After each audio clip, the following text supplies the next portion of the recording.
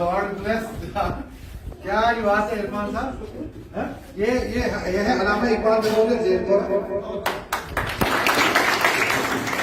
आप कहीं से भी आ जाते हो, आप कहीं से भी ब्लॉग करते हो, आप कोई भी हो, आप मुझे उससे हमें उससे कोई मतलब नहीं है। मैं बोल रहा हूँ ना, literally the moment she hit the notes, एक नोट जब वो हिट करने की ना, खुदा उसको लिए तो मुझे आपने आप नहीं कर what a talent, God bless.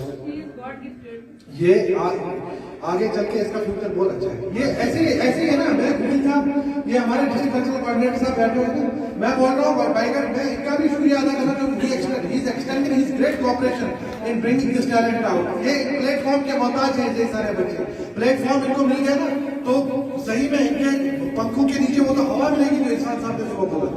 इंशाल्लाह sky is limit for you बेटा, स्काई इज लिमिट।